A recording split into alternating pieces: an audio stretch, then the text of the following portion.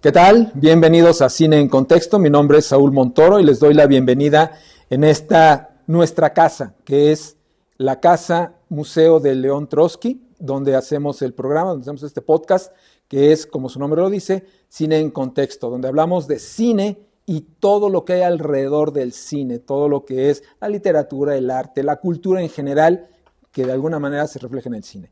Entonces, bienvenidos. Hoy tengo como invitado a una persona que quiero mucho de corazón, con el cual tengo una amistad de la cual me siento honrado y me siento orgulloso de poderme decir su amigo, y ya sabrán quién es, a quién me refiero. Mientras tanto, bienvenidos a Cine en Contexto.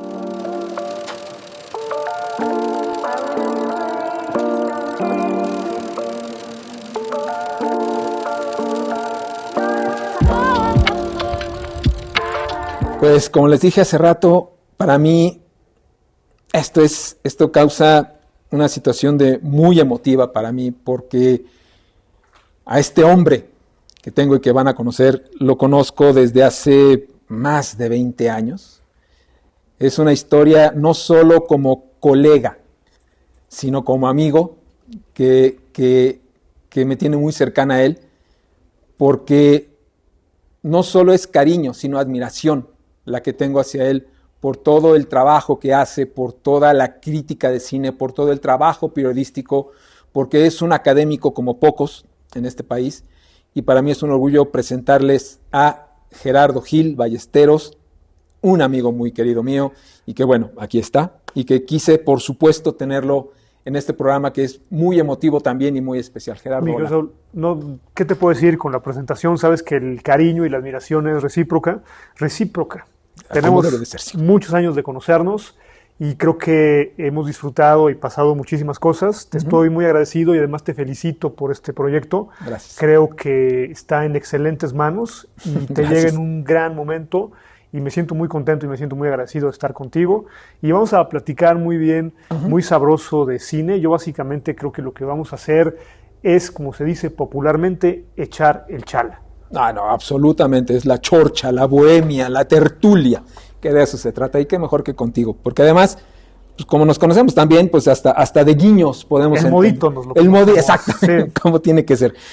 Y bueno, el tema que nos compete el día de hoy, es un tema que mucha gente como que no termina de ubicar, porque obviamente todo el bagaje, la oleada, la avalancha de historias navideñas, pues nos viene generada justamente de este aspecto capitalista, ¿no? De este aspecto que tiene que ver con Santa Claus, con los regalos, con la mercancía, con el comprar, etcétera, etcétera. Sin embargo, en México, pese a que no existía el modo de cine de temporada, porque eso incluso tampoco en Estados Unidos, eso se estableció a partir de la película Tiburón en el 75.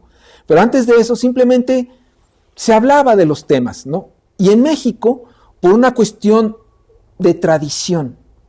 Y entonces las películas que tocaban el tema navideño, pues era como muy por encimita, como era el a partir de una historia que podía ser comedia o generalmente drama, porque por ser tradición y ser nostálgico el tema, pues evidentemente pues nos tenía que mover de alguna forma y era muy fácil por el drama. Sin embargo, también hubo por ahí un par de comedias, y lo mejor, y ya llegaremos a ese punto, Gerardo, lo mejor es una película de la que vamos a hablar del 56, que es netamente una película de Navidad. Pero bueno, quiero empezar con una comedia que tomó como de Navidad el pretexto para generar toda una historia alrededor de un actor, de un comediante, de un cantante, de una persona completísima que se llama Germán Valdés Tintán, una película que se llama El Vagabundo, y aquí sí le cedo la palabra, por favor, a mi querido Gerardo.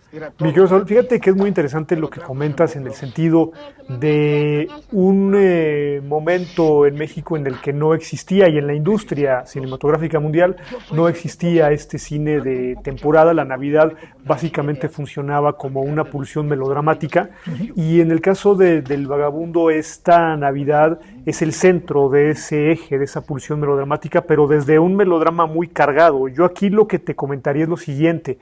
Estamos viendo a un Tintán que se está metiendo donde el público, donde la gente no estaba acostumbrado a verlo, que justo es acercarse al melodrama. Creo que es emblemática, por ejemplo, esta escena donde dice, está rezando, y en su oración dice, ¿no te acuerdas de mí? Soy la chiva. Soy la chiva, y así le decían a Tintán cuando era adolescente. Sus hermanos así le decían. Empieza a recordar quién era él desde su origen. Creo que es una de las escenas emblemáticas de la carrera de Tintán, y por supuesto es un eje totalmente de la película. Ahorita en pantalla estamos viendo una de las escenas más tiernas del cine mexicano, cuando este vagabundo está a punto de comer con el pequeñito que tiene al lado, y le dice, te acordarás tú, dale una mordidita al taco, me parece que es algo así, y el niño se lo come completamente porque también tiene hambre. Entonces yo creo que aquí lo que estamos viendo son dos cosas principalmente dentro de esta película. Lo primero es Germán Valdés Tintán compartiendo con el público no solo esta locura a la que nos tenía acostumbrados, esta comedia a la que nos tenía acostumbrados, este exceso afortunado en sus movimientos y en la voz, sino una parte muy personal de él, cuando ya había alcanzado completamente el éxito, cuando ya era Tintán y era una de las grandes estrellas del cine mexicano, pero en una escena que está dentro de la metaficción, que comparte algo tremendamente personal, dice, ¿no te acuerdas de mí? Soy la chiva. Esa parte del cine mexicano, yo no recuerdo en este momento a algún actor que haya compartido algo tan tremendamente personal en escena, y se nota la fibra, se nota el sentimiento que va más allá del marcaje dentro de la dirección. Y por otro lado también, y esto se puede aplicar, digamos, de manera general para las películas de las que vamos a hablar, básicamente hoy entendemos la Navidad de una manera específica y concreta, pero aquí estamos hablando de los años 50 y las costumbres han cambiado mucho, ¿sí? México ha cambiado mucho a lo largo de los años. Yo creo que esta Navidad que presentan en El Vagabundo y en otras películas de las que vamos a platicar, era algo realmente nuevo para el mexicano. Es decir, estas costumbres eran algo realmente nuevo para el mexicano, porque además es una película que está llegando en uno de los momentos estelares, por decirlo de alguna manera, del desarrollo estabilizador, en el que justo todas estas costumbres se están afianzando en una clase media mexicana que todavía para esa época consumía cine mexicano. Poco tiempo después ya no consumiría cine mexicano, pero en este momento sí lo está haciendo. Y es una película en la que está diciendo, en medio de ese desarrollo estabilizador, no todo es alegría, También dentro de esta Navidad hay personajes que están proscritos, hay personajes que están dentro de este festejo. Y ahí justo entra este personaje del vagabundo, en el que además también hay algo que me parece muy interesante. En realidad, a lo largo de la carrera de Tintán, él renuncia de manera prematura, digámoslo de esa manera, al pachuco al 100%. Incluso en el momento más importante de su carrera, no necesariamente es ese pachuco al 100%, siempre conserva ese pachuquismo en el lenguaje, en la música, en la mezcla de este Spanglish e incluso en la personalidad tan desaforada que tiene. Y aquí en El Vagabundo no estamos viendo a ese pachuco, ni nada de ese pachuquismo que conserva a lo largo de todas sus películas. Entonces estamos viendo a un Germán Valdés completamente diferente, que luego lo repetiría en otras películas, pero ya en una franca decadencia de su carrera.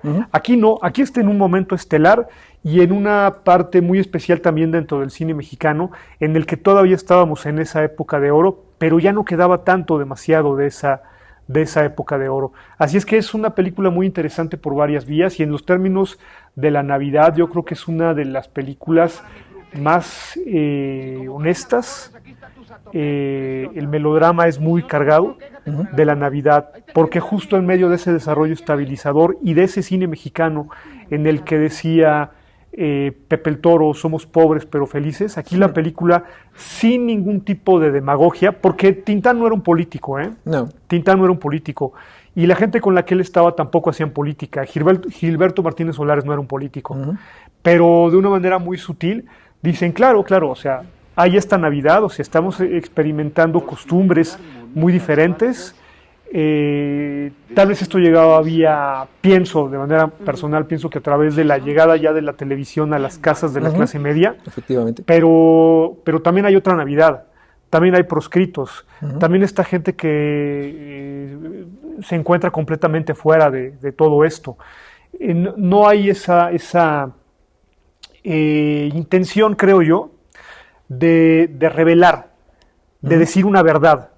No hay esa intención de decir una verdad, como en un momento valga la comparación y la distancia. Así lo hizo Buñuel con Los Olvidados. Claro. Pero esta película, si bien no tiene esa intención de marcar una verdad en pantalla, está llena de veracidad y de honestidad por el tema de esa Navidad de los proscritos, interpretada por un actor que era completamente desaforado en escena y que aquí incluso dentro del melodrama está muy contenido. Es tremendamente conmovedora la película. Totalmente, y porque también tiene mucho que ver el hecho de que Gómez Landeros fuera el que la dirige. Gómez Landeros era un director en el que sabemos y estamos acostumbrados a este tipo de dramas, a este tipo de tragedias en las que el pueblo de México trataba de identificarse sin caer en un Ismael Rodríguez, ni tampoco caer en un ay, se me acaba de ir el nombre, pero bueno, lo que quiero decir es, Gómez Landeros reconoce en Tintán, de alguna forma, que es un hombre al cual no se le puede contener, pero sí se le puede llevar. Sí se le puede manipular en cuanto a lo que quieres decir y lo que quieres hacer. Entonces, todo lo que tiene que ver, porque lo hemos platicado, ¿no? Esta primera parte de la película, en el cual vemos a un Tintán manejar estas expresiones, esta mímica, ¿no? de la escena, simplemente cuando la película abre con un pavo y de atrás aparece Tintán en el completo personaje del vagabundo muerto de hambre, quiere comerse el pavo. Y entonces con las gesticulaciones que sí pueden ser graciosas, que sí son graciosas para mucha gente, lo que estamos viendo realmente es que realmente está sufriendo, o sea, realmente está metido en el personaje que, aunque sabemos que es un gran improvisador, como tú bien dijiste hace rato, se contiene y dice, bueno, ¿cuál es mi personaje? ¿Qué es lo que quiero hacer? Soy un vagabundo que tiene hambre y tiene un pavo. Y entonces, toda esta secuencia que después se transformaría, incluso la película misma, ¿no? En una visión muy chaplinesca. Totalmente. Absolutamente chaplinesca. Esta creo que es la película más chaplinesca de Tintán. Comienza a ejercer este vagabundo en el que te hace reír, pero también de pronto dices, me está sufriendo, me está haciendo sentir algo por dentro, a lo cual, como también puntualmente dijiste, no estoy acostumbrado con Tintán.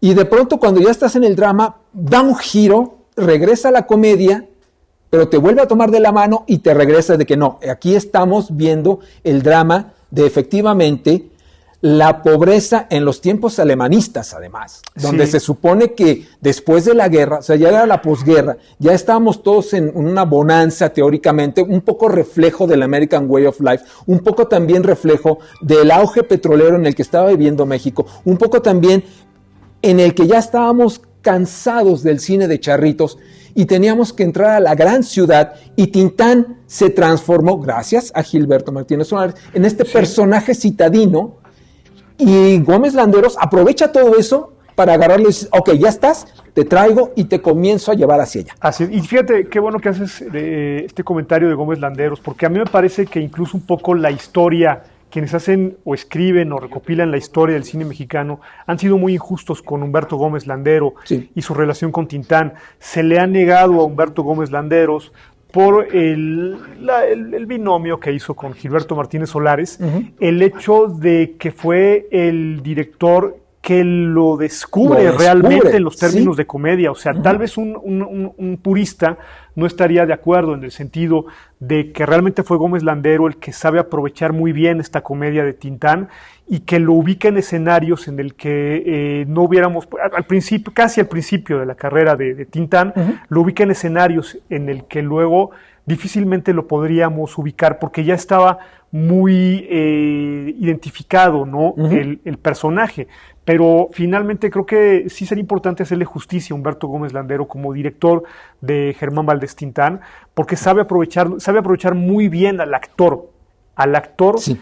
Y sí, evidentemente Gilberto Martínez Solares lo pule. Lo mismo un poco que sucede con Ismael Rodríguez y Pedro Infante, efectivamente. ¿no? Lo mismo que en algún punto, con cierta distancia, puede suceder con Miguel M. Delgado y Cantinflas, aunque ahí el que realmente lo forma es Juan Bustillo Oro, totalmente. Juan Bustillo Oro es el que crea realmente a ese personaje cantinflesco en muchos sentidos, ¿no? Pero creo que aquí sí es importante hacerle justicia a Humberto Gómez Landero y su capacidad para abordar diferentes géneros.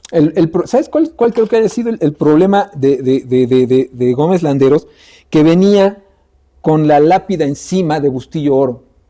Probablemente. Entonces, eso como que lo mantenía como de ser un poco cuadrado y como de teatro clásico, que en una persona como Tintán era algo muy difícil por justamente ya lo que se le conocía de Tintán, esta capacidad de improvisación que a Landero le costaba muchísimo trabajo porque venía de la escuela de Bustillo Oro y porque, curiosamente, con Cantinflas, que es donde tuvo que haber aprendido a no contener, sino llevar, creo que ahí fue el error que cometió con Tintán. Creo, pero estoy completamente de acuerdo contigo, porque si nos hubiéramos quedado en el Gómez Landero de Tintán, lo que vendría después de él no sería de la calidad superior en muchas otras y a otros muchos directores de las películas que hizo, y aquí lo demuestra. Con Gilberto Martínez Solares, ¿no? Evidentemente. Pero que también ya Gilberto Martínez Solares aborda a un Tintán que ya no es tan novato dentro del cine, ya tiene mucho más colmillo, ya tiene mucho más trabajo, y se empezaba a perfilar poco a poco como una estrella, ¿no?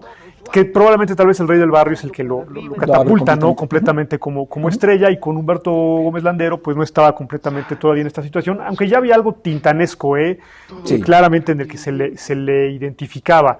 Y voy a decir algo que tal vez no es mi intención porque estamos hablando de la Navidad y tenemos que conservar el espíritu navideño, evidentemente, pero tú sabes que las cosas no son así conmigo. Sí, bueno, yo sé.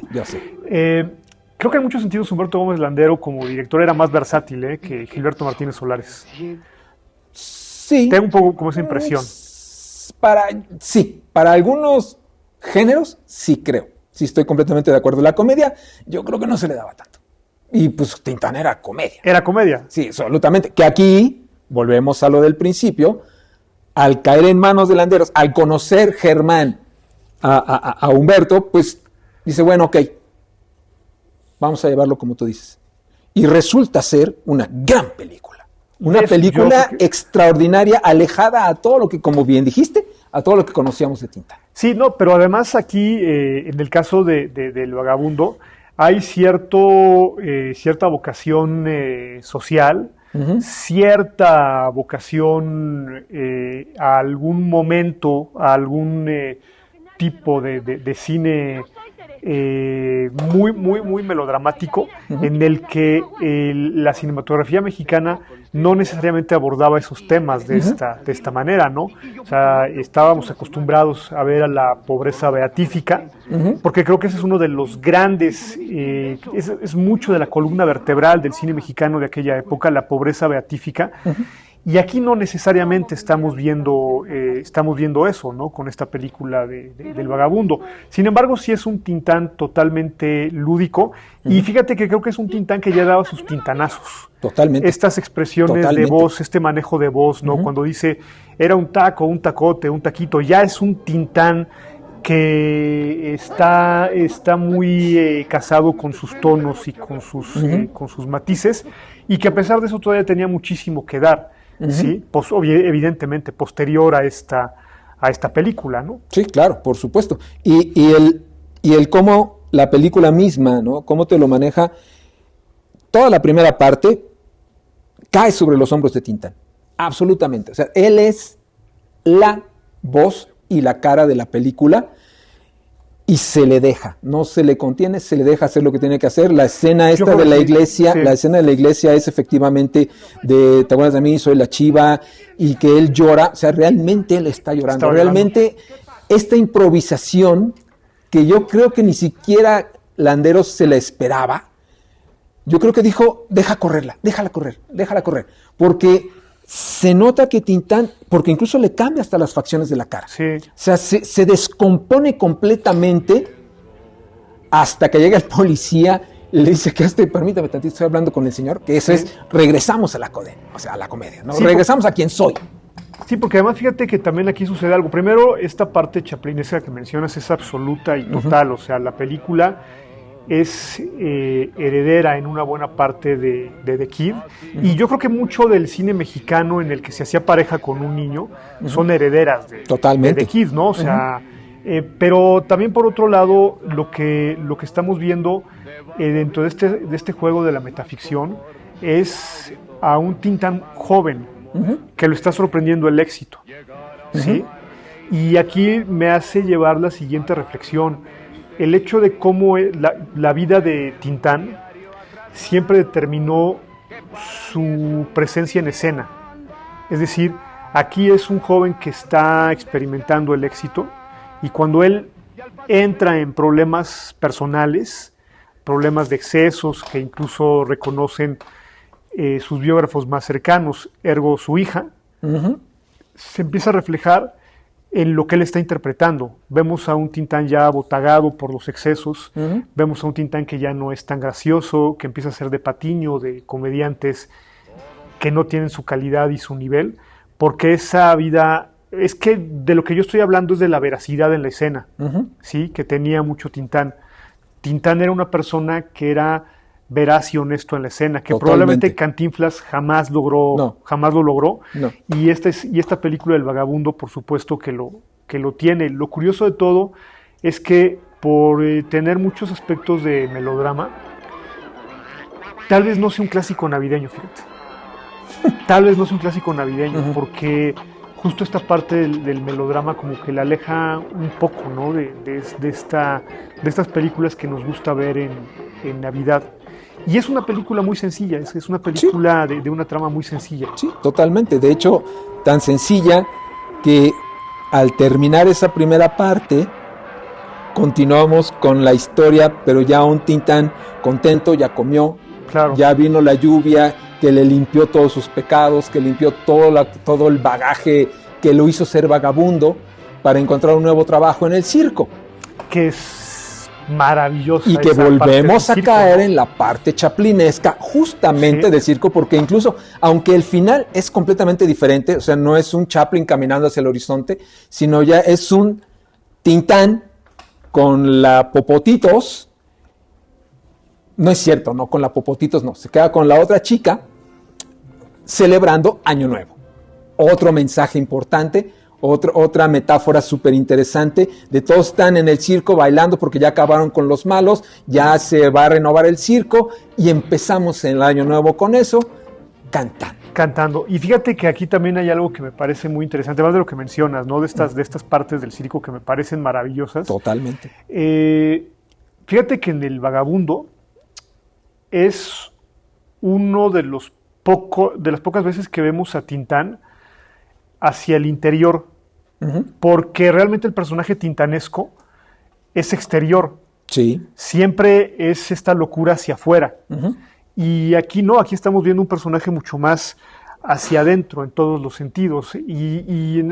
Creo que, pero nunca deja de ser Tintán, que creo que eso es lo importante. Nunca deja de ser Germán Valdés Tintán, pero es hacia adentro el personaje. ¿Sabes? Un poco obviando fechas y todo esto, y comparándolo con el cine mexicano, o sea, guardando cierta distancia con la parte de lo que pueden ser las fechas precisas y exactas. Yo creo que por aquellos años, en una época de oro que, como decía hace rato, estaba en un buen momento, pero para muchos puristas ya estaba llegando como a su fin, porque como tú bien lo dices, comenzaba la repetición de géneros, ¿no? O sea, llegaba por esas fechas el remake de Allá en el Rancho Grande con Jorge Negrete, cuando la primera versión había sido en el 36, dirigida también por el mismo director. O sea, en realidad, si somos puristas, estaba entrando como en un terreno resbaloso, pero todavía tenía mucho que dar. Pero también aquí lo que veo es que el cine mexicano le huía a temas que podían tocar la sensibilidad del mexicano, incluso a nivel social y político, este tema del desarrollo estabilizador, etcétera, etcétera, etcétera. Y a nivel de corte histórico, en el mundo llegaría el neorrealismo, que abordaba temas desgarradores de la pobreza. Si nosotros hablamos de cine mexicano, podríamos decir que nosotros los pobres es el antineorrealismo, totalmente. Claro, por supuesto. Y aquí nos están hablando de la pobreza, pero el tema es que la gente no se indignó en aquellos años, porque lo está haciendo Germán Valdés Tintán, incluso desde una pobreza beatífica, pero pobreza sin matices. Absolutamente. ¿No? Finalmente. Sí, completamente. Lo que nos lleva a esta continuidad y este refriteo del cine mexicano a la siguiente película que nuevamente toma el tema de Navidad para iniciar toda la historia. Me refiero a la película de Soy Charro de Levita, de Gilberto Martínez Solares, regresa con él, donde toda la película del principio, pues es esta... Que de hecho es la primera que hace, ¿no? Con Gilberto Martínez Solares, según recuerdo. Me corregirás, es la primera que hace con él. Efectivamente, efectivamente. Y ya comienza este recargamiento que después vamos a ver más adelante en otra película. Este recargamiento visual, ¿no? De cómo gozamos o cómo vivíamos las posadas. Ahora lo vemos con nostalgia, claro. Pero y en ese momento, lo curioso es que también se decía, es que cuando era niño era más divertida la posada. Y estamos hablando de los años 50, cuando era niño, ¿qué? En los años 20, en los años 30, como sea, a 100 años, pues, ¿no? Entonces, la película comienza en una posada, en una vecindad, obviamente, porque ese era el non plus ultra del cine mexicano, las vecindades y las haciendas. Pero en este caso, la vecindad, donde todos se conocen, donde todos tienen que cooperar con algo, donde quien es la voz cantante, pues es justamente la encargada de la vecindad, la que cuida la vecindad, y pues están todos en la posada cantando la letanía, rompiendo la piñata, todo recargado de papel de colores, bueno, que no era blanco y negro, pero bueno, evidentemente era de colores, y de pronto llegan estos dos personajes, Tintán y su carnal Marcelo, acompañándoos a un diputado que se liga a una secretaria y que quiere entrar a la posada y que no lo dejan, y empieza ahí toda la trama, ¿no? Que de hecho, por ese diputado, que obviamente sabemos que es del partido oficial en ese momento, es que se desarrolla todo el tema y el por qué se van de ahí, ¿no? Pero bueno, la quise tomar como tema navideño justamente por la forma en la que comienza la película y cómo se va desarrollando hasta que ellos salen y ya no tenemos un desenlace que tiene que ver con fin de año ni con nada. Simplemente la historia se va hacia los lugares donde se refritea el mismo cine mexicano. ¿Por qué? Porque de la vecindad, Tintán, el carnal Marcelo, otra amiga que también que no tiene nada que ver con ellos más que una amistad, porque es la que se queda con el hijo, digamos que es la dejada del diputado que se va con el hijo del diputado y tiene que huir para no quedarse con él, y se van al campo en una caravana musical, como las que acostumbraban a hacer en sus principios. Como lo que hizo Tintán. Como lo que hizo Tintán, justamente, ¿no? con Meche Barba, si no me equivoco, con el mismo carnal Marcelo, y él. Se repiten esos personajes hacia el campo. Entonces, vamos de la ciudad a la que habíamos dejado las historias de charritos, nos vamos a la ciudad, y ahora de la ciudad nos regresamos al campo. Y entonces tenemos este Tintán, que además personifica divinamente a un Jorge Negrete, incluso en la forma de cantar, divinamente. Y ahí se desarrolla otra vez con Rosita Arenas la historia, como lo había hecho con hay que Calabacitas Tiernas, que fue la primera que hizo con Gilberto Martínez Soler. Sí, efectivamente. Entonces regresamos a ese mundo campirano después de haber dejado la Navidad en la ciudad para, sí, bueno, pero nosotros empezamos en el campo.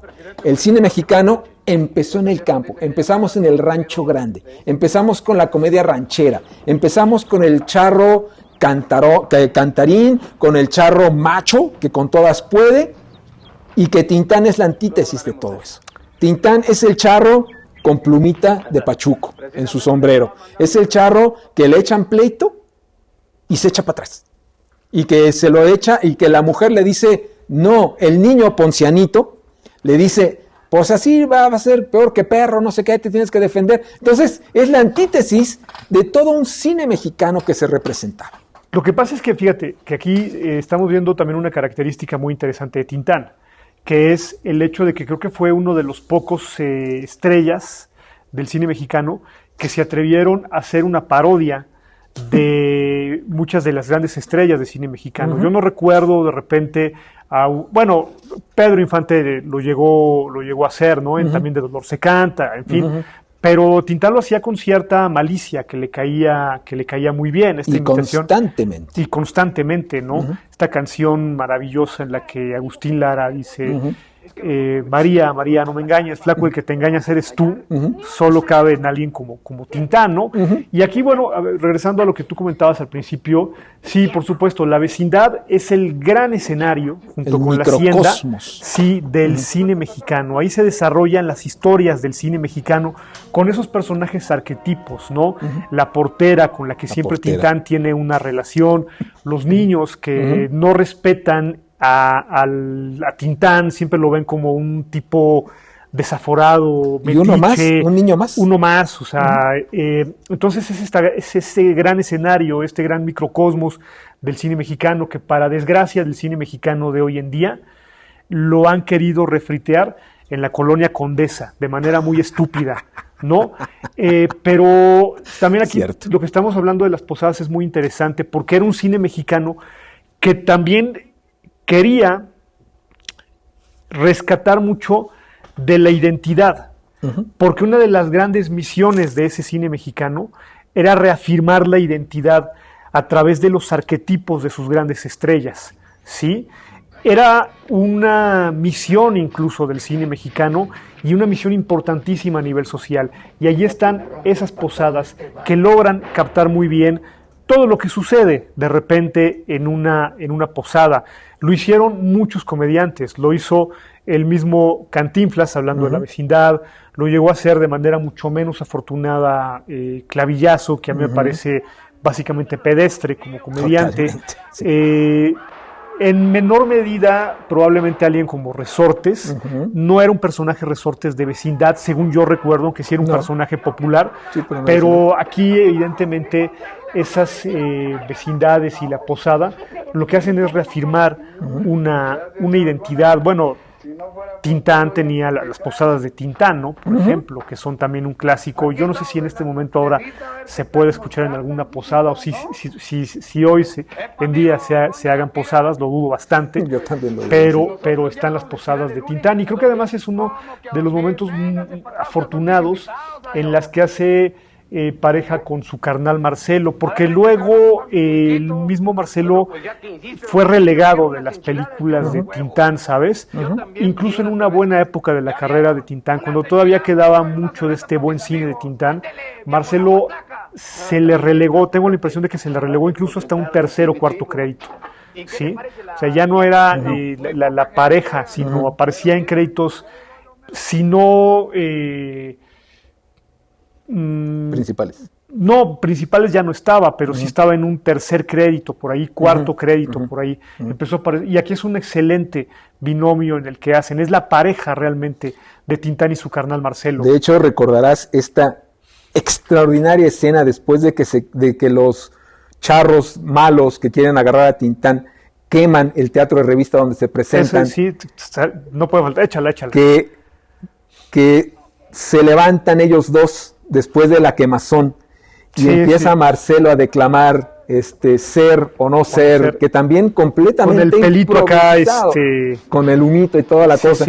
Y Tintán, que ahí sí lo siento un poco como me voy a meter en el momento cumbre de mi amigo, empieza a bromear improvisadamente de ¿cuál te metiste, Marcelo? Que, Claro. que ya sabemos que Tintán era un fanático y gustoso de la marihuana. De la marihuana, claro. Y él no se ocultaba en decirlo. Él lo decía abiertamente. Y en esa película lo dice, ¿de cuál te metiste, Marcelito? Mientras Marcelo realmente está en su papel, declamando. Yo creo que ese es el momento estelar de la carrera de Marcelo. Probablemente esa es una de las escenas más importantes de Marcelo a lo largo de su carrera.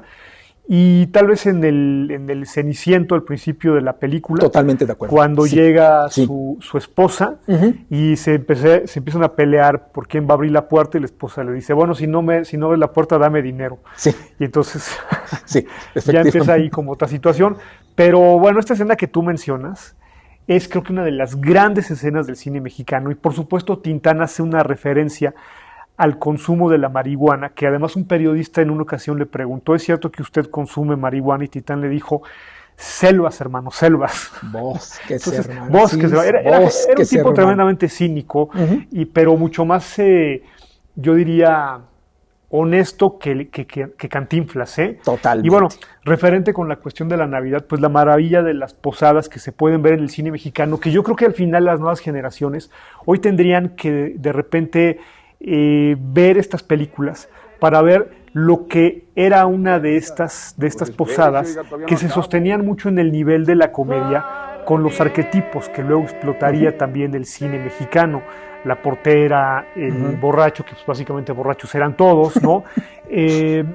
Pero también a mí lo que me interesa mucho de esta escena referente a la Navidad es que Tintán y Marcelo siempre van a ser los que sobran, pero que logran un protagonismo en la posada. Yo creo que todos de alguna manera hemos jugado ese papel tintanesco y marcelesco en alguna posada o en alguna fiesta. Somos los que llegamos ahí, quién sabe de dónde, pero ahí estamos y acabamos siendo como o buscando el protagonismo de la posada, ¿no? Es como en los programas de televisión o podcasts en los que te invitan. Acabas ocupando como el lugar que no necesariamente te corresponde, pero pues así es este negocio, ¿no? Sí, totalmente. Sí. Bueno, lo que me lleva a lo siguiente, ya que estamos, bueno, la nostalgia, ¿no?, de las posadas, a nosotros nos tocó. O sea, nosotros somos de la generación en la que nos tocó lo anterior, vivimos el presente y en el futuro vemos cómo se está perdiendo. ¿Cómo se está perdiendo? ¿No? Sí, esa es nuestra generación, justamente, la que nos toca. Pero también, dentro de esta nostalgia, ¿no?, que hay, ¿no?, sobre los personajes, sobre los arquetipos, sobre los momentos alrededor en contexto de... En los años 50 también, es que los años 50 fueron riquísimos en el cine mexicano por donde se le vea. Yo ¿no? Fíjate que creo que, perdón que lo mencionas, porque evidentemente fue una época estelar para lo que es la época de oro de cine mexicano. Y yo quiero hacer énfasis en el que de repente los que son muy puristas en el análisis empiezan a decir, no, bueno, pero ahí ya empezaban las repeticiones de género, pero no quiero mencionar nombres. Pero al final... Es una etapa estelar que llegan grandes películas y se consolidan carreras como la de Tintán. ¿Sí? Los 50 nos traen películas como El Rey del Barrio, nos traen películas estelares de Pedro Infante, que evidentemente todavía tenía mucho que dar esa época del cine mexicano. Hoy rápidamente quiero citar a tu amigo Poncianito. Por favor, ¿no? Por favor. Si vas a la hacienda de don Remigio, no me acuerdo cómo se llama, sin pistola hasta los perros se van a reír de ti. Exacto. Ese es uno de los grandes diálogos del cine mexicano y estamos viendo, yo creo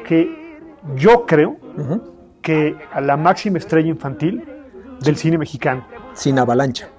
Sin avalancha, porque al final Pepito pues se queda muy atrás con su avalancha. Totalmente. Y aquí Poncianito, sin necesidad, como estrella infantil, de gritar desaforado, mi pierna, como luego lo haría, como luego lo haría Luis Miguel. Poncianito era un actor, imagínate nada más darle en esa escena el pimponeo a Germán Valdés Tintán, Sí. e incluso en un momento determinado opacarlo, Totalmente. con puro instinto. Sí. Porque no, bueno, y en aquella época mucho menos, ¿no? Pero no era un actor que tuviera ningún tipo de preparación. No, era un niño. Un escuincle mulilla Mula completamente, que sí. sacaba con la piel toda esa Gandayez. gandallez que únicamente tiene el niño mexicano, porque Total. evidentemente un niño sueco ni remotamente tiene este tipo de gandallez que solo lo vemos en los niños, que solo lo vemos en los hijos de los vecinos. Totalmente. ¿No? Totalmente Y que en el de cine acuerdo. nos reímos, pero odiamos al hijo del vecino, pero Sí. es poncianito, ¿no? Sí, o sea, pues, finalmente. Sí, total y absolutamente. Y que se refuerza en El Rey del Barrio. Exactamente. Esta parte de, nos vamos a desviar un poquito esta parte de sí, porque son personas perversas que no deberían estar, hacen el mal, etcétera, que refiriéndose Sí, a los sí, ladrones cuando su papá es ladrón, que pero bueno, Sí, pues, la frase clásica de ahí es: no me des consejos, dame dinero. exactamente, ¿No? Que yo hasta en playeras la ponen. exactamente. Y bueno, regreso. Entonces, en los años 50, en México, se hace una película que le da un bofetón con guante blanco a la industria estadounidense. En los años 50, específicamente creo que es en el año 56, si no me equivoco. Sí, ahorita. A ver, pásame tu cajita para que Sí, no sí, me- vea, va, no- por favor. sí. Don René Cardona hace Santa Claus, dándole un cubetazo de agua fría a toda una cultura estadounidense que venía desde la Coca-Cola, de crear en este personaje de Santa Claus, este señor bonachón, bueno, con el don de la ubicuidad, con el don de la velocidad, con el don de la bondad, obviamente inspirado en un europeo, pero bueno, que ellos americanizaron, y que hasta Coca-Colizaron. Coca-Colizar, exactamente. Y que en ese momento no existía película de Santa Claus en los Estados Unidos. Eso es algo que en este momento no das crédito. Y tuvo que llegar don René Cardona y hacer una película de Santa Claus que después vendió a los estadounidenses, vendió a los gringos como tal.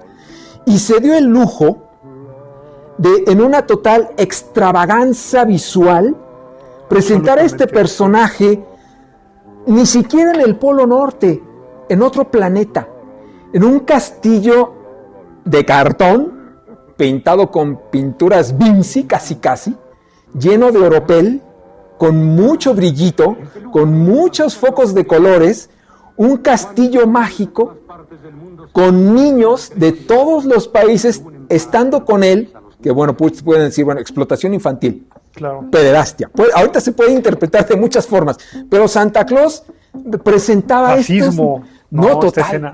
Sí, no, totalmente. Vean la escenografía, por favor. La estamos ahorita teniendo a cuadro. Lo que a ti no te han dicho es que es la biografía del Santa Claus de Sears. Que ya no lo pone, creo que se les descompuso.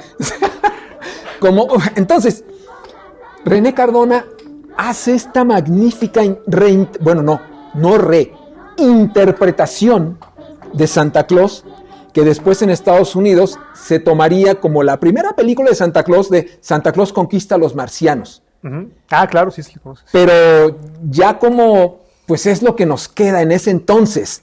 Después lo explotarían, pero mientras tanto, René Cardona establece los caracteres y de una forma tan deliciosamente kitsch que tenemos incluso no como ayudante, sino sí como mano derecha al mago Merlín.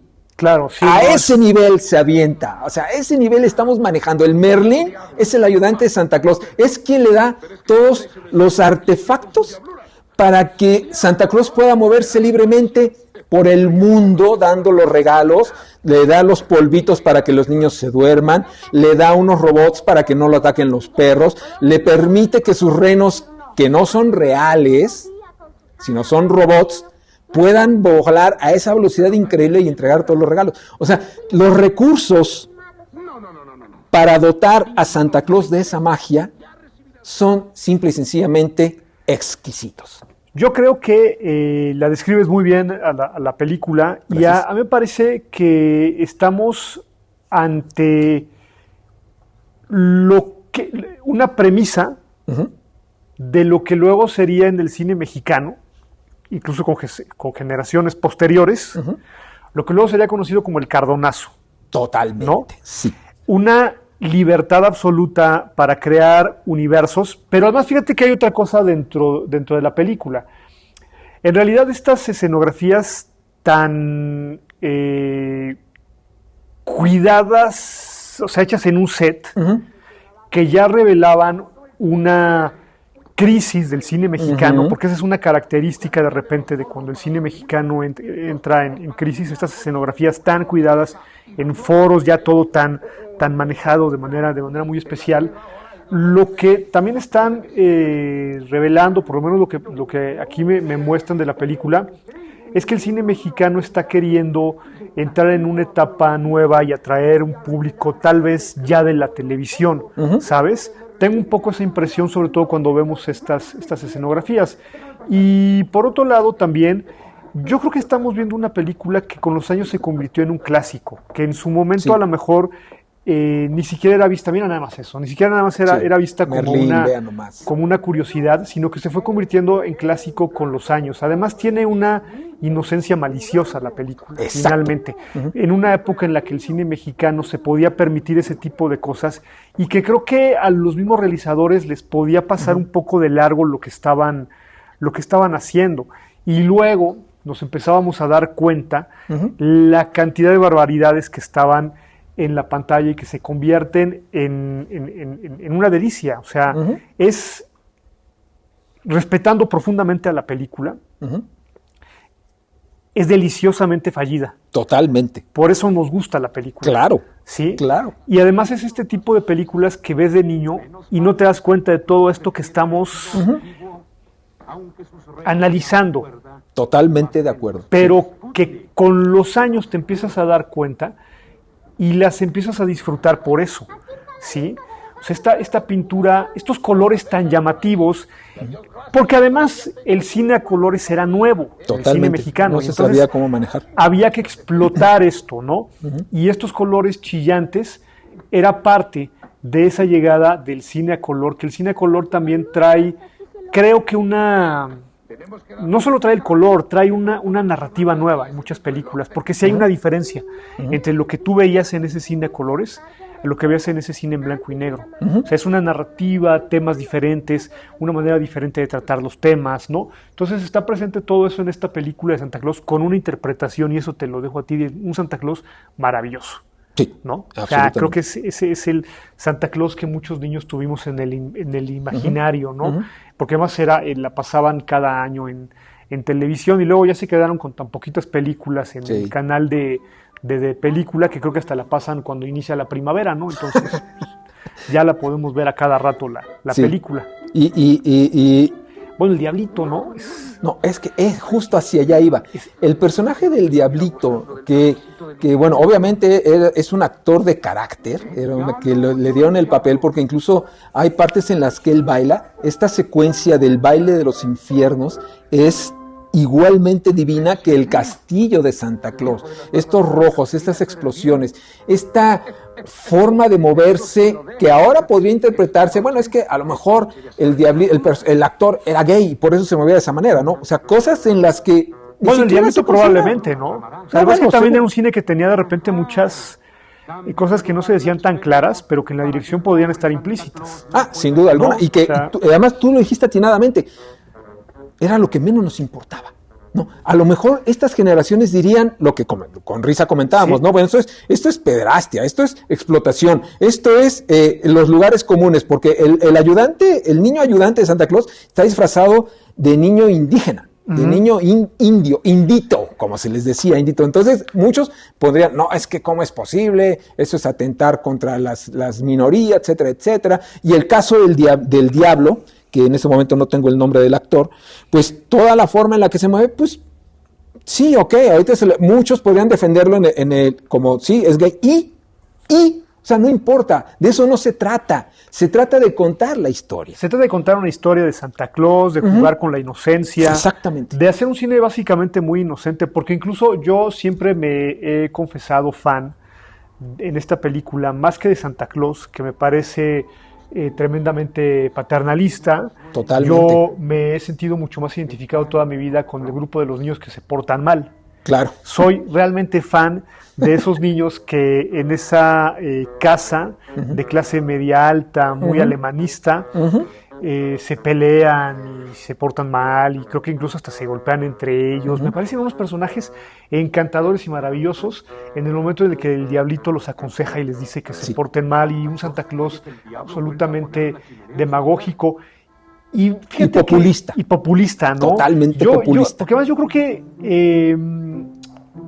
esta costumbre de Santa Claus de visitar México era reciente, o sea, para esos años era reciente, o sea, no era algo que Santa Claus tuviera tan afianzado, No. o sea, no hacía tanta visita diplomática. No, lo nuestro eran los Reyes Magos. Eran los Reyes Magos, ¿no? Totalmente. Y aquí Cardona yo creo que se adelanta de alguna manera a introducir a Santa Claus en la vida mexicana, en Navidad, porque no era algo realmente tan supongo que llegaba a algunas casas, pero no era algo que estuviera tan afianzado. Eran los Reyes Magos los que traían a nuestros padres, a nuestros abuelos, los regalos, que fíjate que ahorita pensando, pues como no sea la película animada, no hay películas de los Reyes Magos, o sea... hay una con Sara García.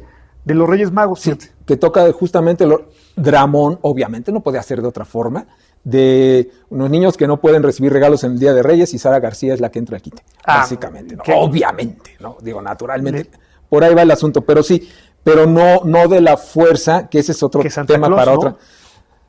Bueno, no, por supuesto, no, pero estableciendo dentro de los Reyes Magos, no de la fuerza que tiene la película animada, pues, ¿no? Claro, que también es otra gran extravagancia, un poco al nivel justamente de Santa Claus, pero bueno, ya nos vamos a otras fechas. Pero sí, él, sin duda alguna, René Cardona se adelantó a su tiempo, como dicen los clásicos, y establece este mercantilismo de, beneficioso para los niños. Ahora también te va a traer Santa Claus. No, pero además fíjate que es adelantada para su época, incluso en lo que mencionábamos hace rato, es adelantada para su época incluso en lo que luego sería el Cardonazo. Totalmente. ¿No? Finalmente, porque además la película yo creo que cubre un sector que no, de manera formal no lo cubría tanto el cine mexicano, que es el sector infantil, por un lado.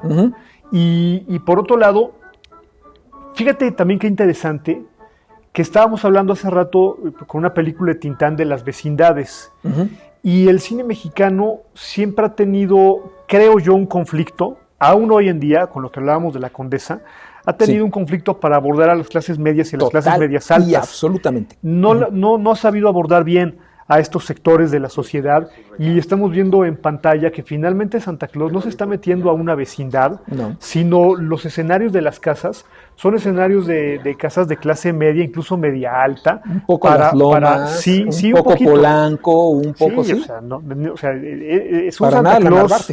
Es un Santa Claus hasta cierto punto clasista, elitista, ¿no? Y el cine mexicano no tocaba esos sectores, ¿no? Y aquí, pero yo lo que decíamos hace rato de Gilberto Martínez Solares, de Humberto Gómez Landero, Cardona tampoco era un político, ¿eh? No. Esto lo hacían más que nada por instinto. O sea, aquí estamos viendo a un niñito caucásico, demasiado como, o sea, no es poncianito, ¿sabes? No, totalmente. No es poncianito. Y los colores, la película enfatiza mucho más los colores del personajito, piel, ¿no? Y además en una bata, y bueno, aquí se le arrodilla a las botas militarizadas. A Santa Claus, ¿sí? Entonces, hasta pro yanqui el niño, ¿no?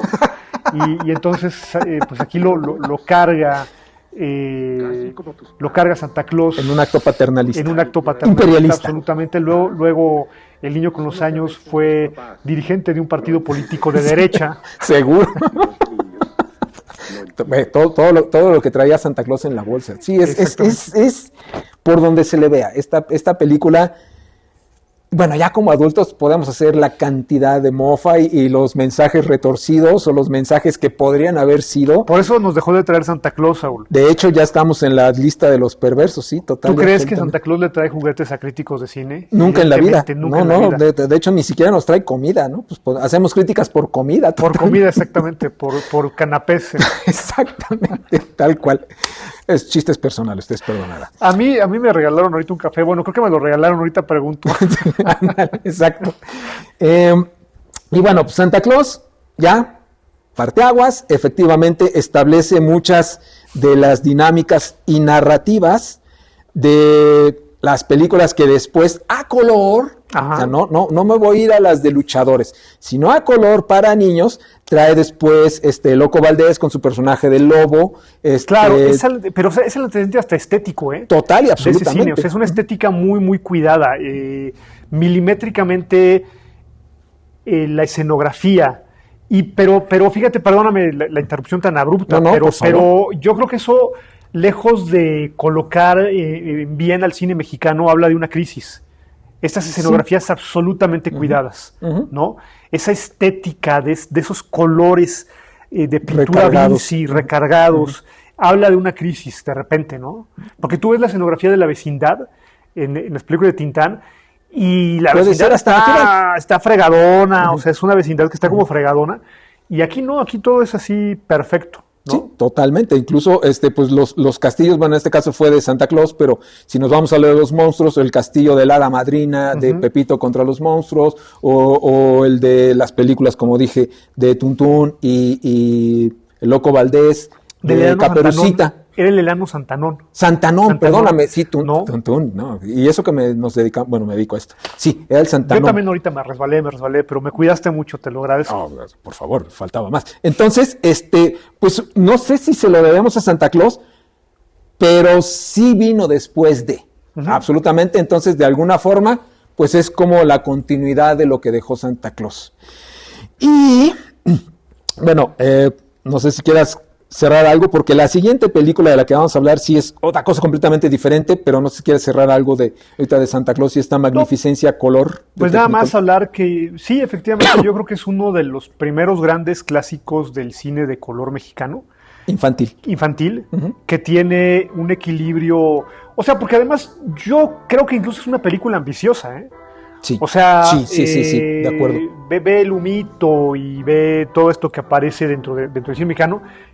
Y fíjate que también me parece interesante que está casi en su totalidad o en su totalidad hecha en foro. Total, ¿no? Sí, claro. Que también eso es muy interesante de cómo ya se estaba haciendo cine en aquella época, ¿no? Toda la película hecha en foro. El foro y las partes en las que él se supone que lo persigue un perro y que va de una casa a otra, es en los Churubusco, en los no sé si son los pasillos donde metes el coche para estacionarlo, ahí lo utilizaban como ese, y muchas películas del cine mexicano. Muchísimas películas en las calles. En las calles de los Churubusco, exactamente. Sí, totalmente, igual acá. Y aquí, bueno, pues nada más eso, ¿no? Que yo creo que es afortunadamente un clásico. A mí me gustaría que los niños, bueno, los que hoy son niños, de repente tuvieran la oportunidad de disfrutar estas películas. Aquí se acompañó de un adulto, yo creo, para irlos conteniendo, de no te rías, ese sea por eso, como irles dando el contexto. Pero fíjate que yo sí creo que el niño tiene todavía esa inocencia, ¿sabes? De repente de ver este cine sin las entrañas que luego uno lo empieza a ver, y esas probablemente sobreinterpretaciones, ¿no? Tan divertidas, pero tan difíciles. Tan efectivas para un programa. Lo que yo sí no sé es si se sigue pasando en tele abierta, porque aquí hay otra cosa muy importante. La película no se distribuye en México en formato casero. Solamente tiene licencia para distribuirse en los Estados Unidos. Nada más. En México es imposible que la encuentres. O sea, sí la compras mediante Amazon o cualquiera de esos lugares, pero nunca se distribuye en México. Ni siquiera Videocine la tuvo. Fíjate, pero esta película sí la explota, lo voy a decir el canal, sí lo explota de película. Ah, ¿no? Qué bueno. O sea, sí la pasa, de película sí la pasa, por eso te decía que de repente ya se quedaron con tan pocas películas en ese canal que te la encuentras en mayo, ¿no? Pero bueno, Después eso ya fue una cuestión de que pasó con Televisa y los derechos de muchas películas, ¿no? Pero esta película no tiene mucho que yo la vi incluso en ese canal. Bueno. Qué bueno, pues entonces véanla, por favor, véanla en ese canal, porque sí, hay que verla. Aunque sea una vez en la vida. Sí, es algo por lo que hay que pasar. Sí, lo que hay que pasar, ¿no? Absolutamente. Y bueno, ya quiero cerrar este programa con una película que esta sí tiene una gran implicación social, una gran implicación política, una gran implicación de cómo es la turba, cómo es que se mueven mediante actos que pueden representar efectivamente populistas, cómo es la manipulación de los poderosos al pueblo, dándole el contexto que se quiera ver actualmente, hoy en este 2025 que está por acabar, cómo el populismo permea a la gente para hacer lo que el poder quiere hacer. Suena muy fuerte, no es una película política, pero sí es una película muy interesante que se llama El Tejedor de Milagros, de Francisco del Villar, donde aparece el enorme Pedro Armendáriz haciéndola de cura, que curiosamente es un cura progresista, totalmente. Fíjate. Donde aparece una Columba Domínguez en plenitud de sus facultades, tanto interpretativas como de mujer, porque es una madrastra que tiene intenciones sexuales con su hijastro. También eso es súper complicado en el cine mexicano y aquí lo tocan como debe de ser. Donde volvemos a la palabra del microcosmos de un pueblo, donde están todas las clases sociales, todos los arquetipos, haciendo lo que tienen que hacer en el aspecto dramático. Los ricos son malos, los pobres son buenos. El cura, que tendría que ser el bueno, resulta que es el malo. Ese es como que el único giro. Y lo demás se van moviendo las piezas como tienen que ser. Porque al final, el Tejedor de Milagros, pues es una pastorela. Sí, digo, claro, no le escribe a Carballido, por supuesto que no, pero es una pastorela, como debe de ser, ¿no? Y el tema es también muy sencillo. Es una pareja de indígenas, llega a un pueblo porque ella va a dar a luz.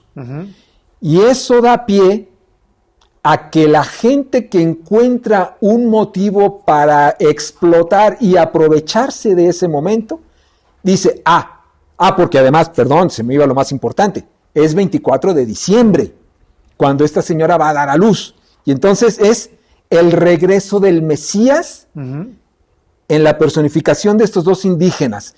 Y a partir de ahí se desata toda esta serie de intrigas entre la gente del poder hacia cómo vamos a controlar a toda esta gente para lograr lo que queremos hacer. Exactamente. Sí, fíjate que no, lo mencionas muy bien, lo describes muy bien. Yo creo que estamos viendo aquí uno de los pocos casos, y no lo digo en un sentido peyorativo hacia el cine mexicano. ¿Quién demonios podría ser yo para eso, verdad? Absolutamente nadie. Señor Gil, por favor. Pero en el que ciertos temas se abordan con una madurez y una antidemagogia que sí tenía todo el cine mexicano, la gran mayoría del cine mexicano, y esta es una de las excepciones en el que no estamos viendo eso. Por otro lado, también estamos viendo una dirección que sabe aprovechar muy bien a sus actores, ajenos al arquetipo que ya el cine mexicano les marcaba. Y en cuanto al tema, que a mí me parece muy interesante, fíjate que además tiene un guión estupendo, sí. Tiene un guión maravilloso, pero para mí es un antecedente temático que luego tanto el cine mexicano como la literatura sí lo tomaría. Me vino ahorita a la cabeza, por ejemplo, el Evangelio de Lucas Gavilán de Vicente Leñero, claro, que aborda un tema similar desde otra perspectiva, por supuesto, y que además Leñero siempre se dijo un periodista, un guionista, un dramaturgo confeso católico, ¿no? Aunque dentro de esa parte mucho más progresista, ¿no? Poco así se definía el maestro Leñero. Pero yo creo que aquí estamos viendo un melodrama tremendamente efectivo, muy efectivo, que sienta bases para abordar algunos temas melodramáticos con madurez que el cine mexicano de esa época de oro nunca lo alcanzó, porque ese cine mexicano, ese cine que queremos mucho de la época de oro, incluso iba dirigido a un público que pretendía infantilizar, el público adulto, que pretendía infantilizar, y aquí no, aquí sí está retando un poco más, incluso en la estructura del melodrama que estamos presenciando, porque es ligeramente más compleja por todo lo que tú estás planteando de la película, es ligeramente más compleja, y además creo que es una película que es la primera o segunda película del director, ni más ni menos. O sea, estamos viendo algo realmente interesante y que al final no es un clásico como tal, o sea, ¿no? la gente de repente no la recuerda tanto, probablemente porque no ha tenido una gran explotación en televisión, desafortunadamente, porque mucho de este cine mexicano se convierte en clásico y es conocido por el público gracias a la televisión. Esa época de oro es gracias a la televisión. Nosotros nos incluimos en esa gente. Totalmente, y esta película no se ha explotado tanto. Probablemente la misma televisión, hablando de la televisión como personaje social, no ha querido explotar esta película por todo lo que tú muy bien estableciste, ¿no? Por los temas que está abordando, porque es más compleja, tiene más rugosidades. Es como un bofetón en la cara de la gente. Sí, o sea, tiene como rugosidades. Hay que tener cierta cultura y más que cultura, hay que tener cierta frialdad de cabeza para aceptar las cosas como son. A lo mejor lo que digo, si nos escucha alguno de los colegas, me va a decir, ay, Saúl, yo creo que yo creo que Canoa es una heredera directa del Tejedor de Milagros. Te la iba a citar, fíjate. Sí, mira, por el manejo de la turba, por el manejo en el que el guión y el director te da cuenta de cómo podemos manipular a la gente para lograr nuestro objetivo, ¿no? Y comienza justamente, bueno, en este caso, un tejedor de canastas con los pies, su esposa que da a luz a un niño, y que las clases privilegiadas, vuelvo a lo mismo, lo quieren tomar como un objetivo a lograr sus planes, pero que no quiero cortar el final por si no lo han visto, pero que al final hasta a ellos se les sale de las manos porque lo hicieron tan grande que de pronto despierta el tigre, de pronto el pueblo lo toma bajo sus propios conceptos y se va contra todo para establecer es que nuestra creencia, es que en lo que nosotros nos educaron, es que en este caso nuestra fe nos indica y nos marca este camino. Por eso yo creo que Canoa le debe muchísimo al Tejedor de Milagros. Totalmente, mi querido Saúl.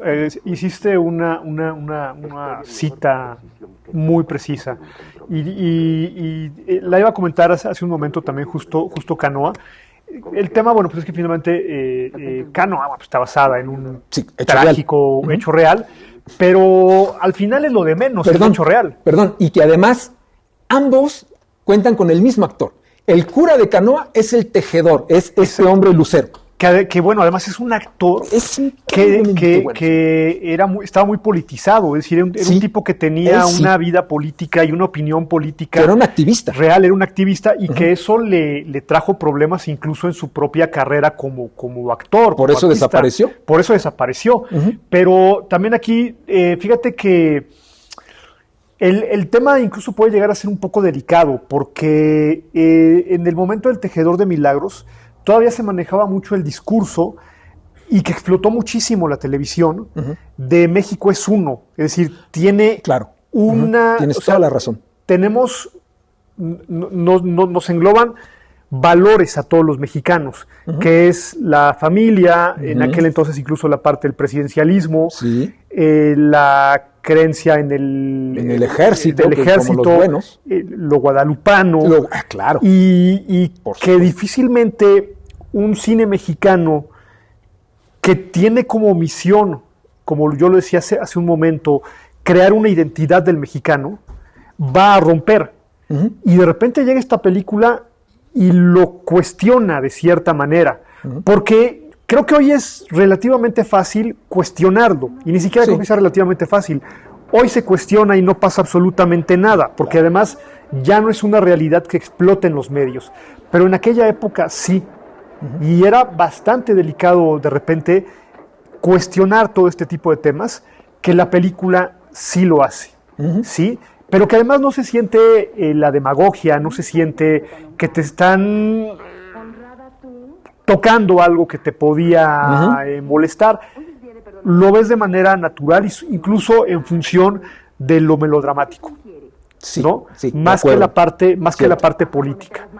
Creo que no es un clásico, pero es una película poco valorada y que se tendría que analizar muchísimo más. En contextos justamente como me vino también a la mente del Indio Fernández, El Impostor. Por ejemplo, ¿no? Que va a lo mismo, ¿no? Películas, bueno, ya mencionamos Canoa, La sombra del caudillo, ¿no? Que ahí sí tenían esta intención, pero aquí, y voy a retomar lo que tú puntualmente dijiste, no se trataba de mostrar el aspecto sociopolítico, sino se trataba de hacer un drama, a lo mejor peco de inocente, quizá qué bárbaro, cómo es el pueblo, qué bárbaro, cómo es esta gente, qué bárbaro, qué malinterpretación dieron de la palabra del Señor, porque en algún momento el personaje que es Pedro Armendáriz, que es el cura, se lo reclama al pueblo. Y muero por contar el final, porque el final es desgarrador a más no poder. Es que tampoco se había visto eso, salvo, híjole, iba a decir la película donde sí se vio, pero eso daría pie a que suéltalo. Pedro Infante con el torito, ¿no? Que ese como el momento cumbre. Aquí pasa algo muy similar, ¿no? Que es cuando de pronto ocurre la gran tragedia religiosa, la tragedia social se difumina, se convierte en una alzada de hombros, decir, ni modo. Sí. Soplamos la vela y seguimos en nuestra vida común y corriente como si nunca hubiera pasado nada. Para mí eso es todavía más fuerte que lo que quiso mostrar como melodrama. Sí, porque además estamos viendo el pueblo como personaje. Exacto. Pero no como personaje beatífico. No. Lo mismo que sucede con esa pobreza que la época de oro del cine mexicano beatificaba a través de una resignación y que el cine mexicano vende en un 90% al pobre como alguien que el pueblo bueno. El pueblo bueno, ¿sabes? Que dentro de su pobreza está no solo contento, sino ese pueblo tiene una conciencia de que así deben de ser las cosas. Y así deben seguir. Y principalmente eso, así deben seguir. Tú recordarás este final de Nosotros los pobres, si no me equivoco, donde la millonaria dice, bueno, yo soy millonaria, pero ustedes son felices, y yo soy feliz en mi riqueza, etcétera, etcétera. Acéptenme. Finalmente, creo que eso es el espíritu pero además los pobres son muchedumbre, ¿no? O sea, los pobres en este final son muchedumbre. Y aquí lo que estamos viendo es incluso cuestionar a esa muchedumbre desde una perspectiva moral, ¿será? ¿Moral? Sí. De cierta manera, ¿no? Entonces, es tremendo lo que está presentando la película. Fíjate que ahorita que estamos haciendo como de repente este recuento, me doy cuenta que no solo una película como Los Olvidados va a cuestionar a la pobreza, y no solo a la pobreza, lo más grave de todo, y grave en un sentido positivo, va a cuestionar al pobre.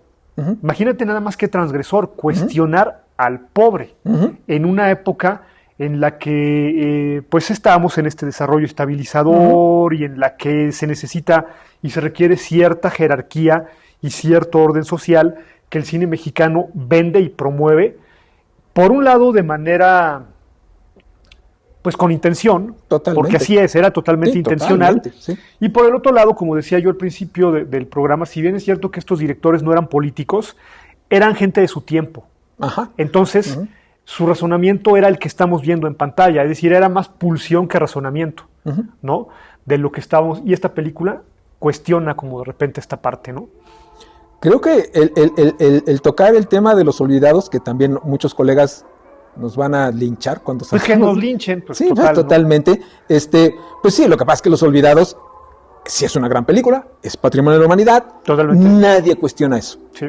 Pero de que el merchandising fue más poderoso con Los Olvidados que con esta, sin duda alguna, porque tú le preguntas a cualquiera de Los Olvidados y dices, no, bueno, se rasgan las vestiduras y dices algo en contra de Los Olvidados, pero de repente no conocen estas, o de repente a Canoa no la valoran tanto como Los Olvidados, o de repente La Sombra del Caudillo. Dices, a ver, no, Buñuel lo que hizo fue retomar lo que muchos ya habían hecho, te lo presenta con el aspecto de que, bueno, el hombre es español.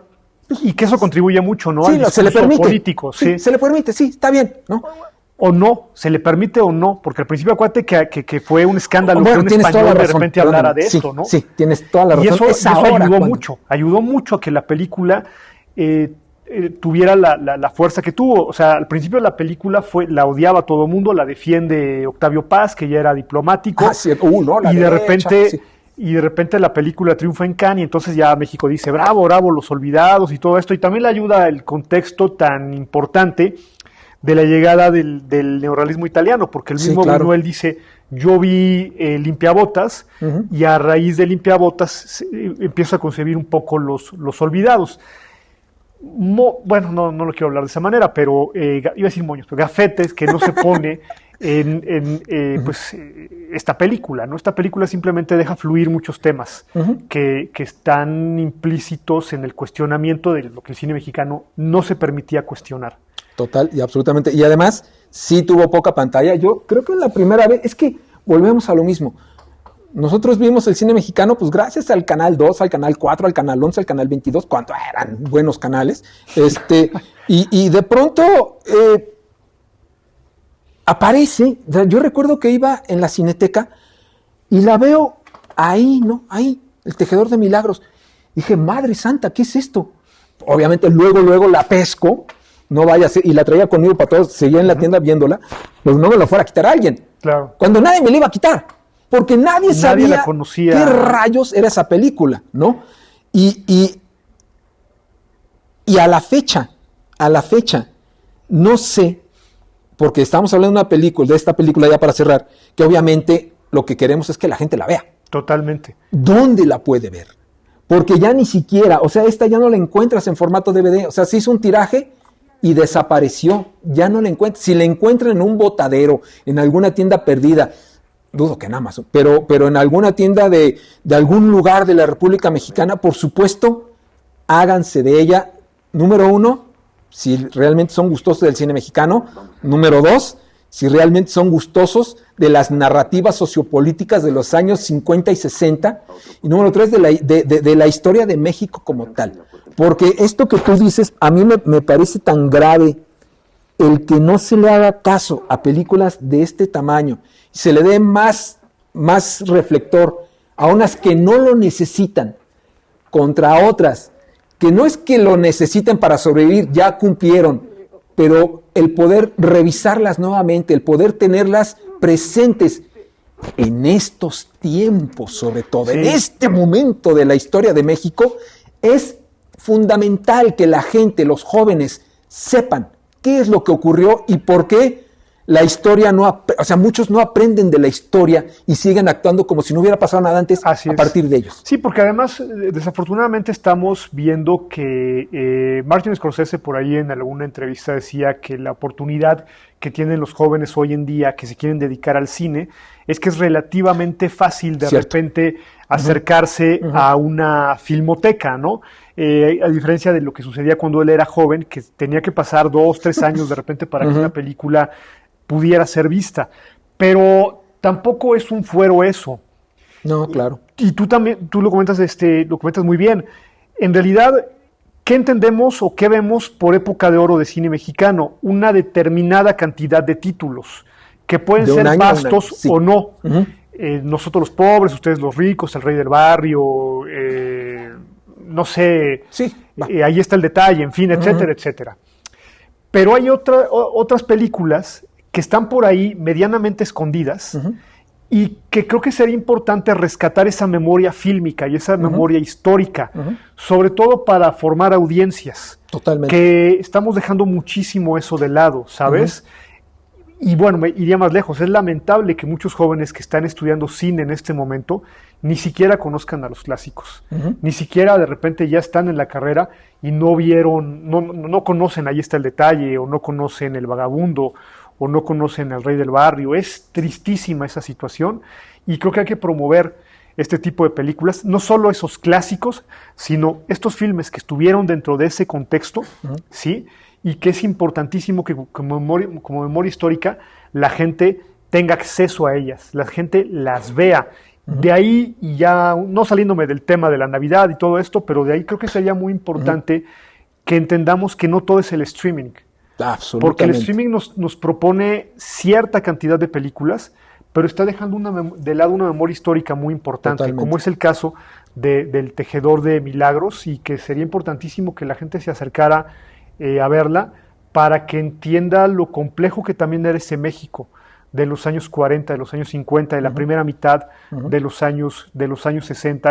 Que además yo también te voy a decir que la película sí sigue una tradición muy importante del cine mexicano, que es el melodrama cargadísimo, Sí. Que Ismael Rodríguez lo apuntaba muy bien en alguna entrevista. Decía, no, ya es como movía las manos Ismael Rodríguez, que así, decía, el mexicano es melodrama, es el melodrama cargado.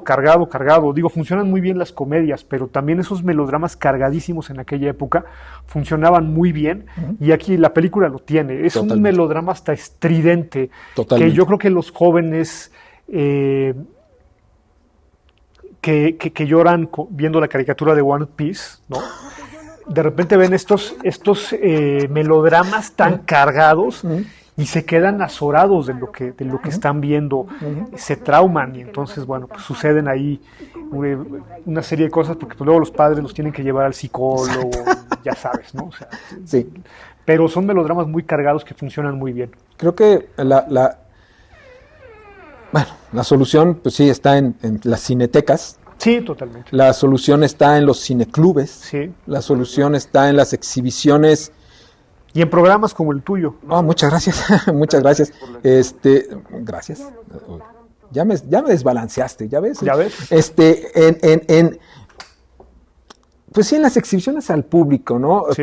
Con talento que cuente, que explique, que cree un contexto justamente para poderlo hacer, porque está visto que ya las televisoras no tienen ese interés. Oye, pero Exacto. fíjate esto de que llegue alguien y cuente la película. Te voy a contar una anécdota navideña. Venga. En una ocasión me invitaron a la inauguración de una cineteca, y entonces para platicar de una película.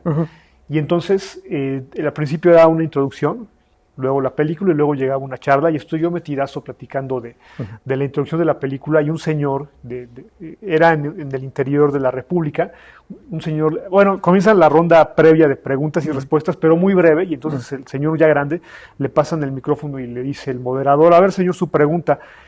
Sí, mi pregunta es, ¿a qué hora empieza la película? chulada. Sí, no, fue maravilloso. Esos son los momentos que uno aprecia como estelares de la carrera de uno. Absolutamente. Sí, que definen la carrera de uno. De eso se trata. Pues yo creo que nos podríamos continuar, porque además es que esto es lo que a mí me gusta de hablar contigo, de hablar con colegas que yo sé que saben, ¿no? Porque hay gente que habla de cine, pero no siempre sabe, ¿no? Pero gente docta, es que te puedes extender maravillosamente e irte por muchos recovecos, Sí. por muchos caminos, te puedes ampliar, pero bueno, el tiempo, time is money, dicen los gringos. Entonces, pues yo quiero agradecerte esta plática con tanta carnita, ¿no? Esta plática enriquecedora, este conocimiento que fluye de una forma tan entretenida como tú la das. Digo, por algo das clases, por algo estás donde estás en el mundo de la crítica mexicana, y yo no sé quién nos está viendo, pero yo al menos me la estoy pasando bomba, pero pues ya tenemos que terminar. Y pues a manera de conclusiones, no sé, algo del tema o del cine mexicano. Pues no, simplemente lanzar una pregunta más que una certeza. Está muy bueno. Y es si la Navidad, con sus recovecos y sus aristas y sus matices, puede ser un subgénero dentro del cine mexicano. Encontrarle por ahí algún canon narrativo respondiéndomelo un poquito y no estando tan seguro de la respuesta, yo diría que sí, porque sí tiene algunas pulsiones, algún tipo de canon. Digo, películas hay muchísimas, ¿no? Que se desarrollen en la Navidad, no solo dentro de o el Año Nuevo, ¿no? No solo, el Año Nuevo también tenemos, es tema aparte el Año Nuevo. Es un tema aparte, pero creo que sí podría funcionar, ¿no? De repente como un subgénero del cine mexicano, como el cine norteamericano tiene sus propias pulsiones. Nosotros tenemos nuestras pulsiones.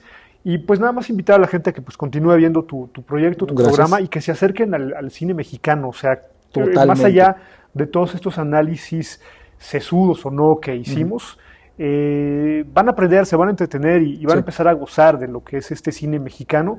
Y bueno, pues la Navidad dentro del cine mexicano, pues ahí está, y es un tema de muchísimas películas, ¿no? Y que es un pretexto para que se acerquen al cine mexicano y que lo analicen y que lo estudien. De agradecerte mucho la invitación, estoy muy agradecido, siempre muy gozoso, estoy muy contento con este proyecto que estás empezando y que va a ser de un éxito arrollador. Agradecer también aquí a los compañeros, ¿no? Siempre tan cálidos, tan profesionales y encantado de la vida.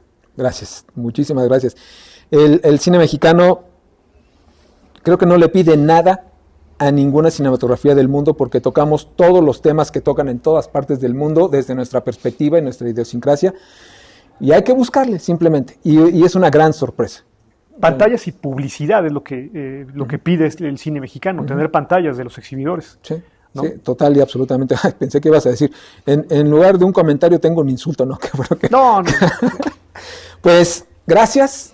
Muchas gracias por habernos acompañado en esta plática de Navidad en el cine que se transformó a cine mexicano, lo cual a mí me parece maravilloso. Y un suspiro. Yo sabía que iba a pasar eso con el tema, que nos íbamos a ir por otro lado.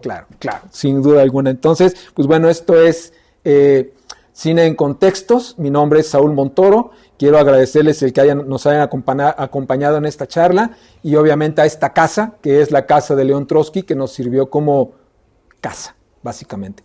Entonces, gracias de corazón y nos vemos en la siguiente emisión. Gracias.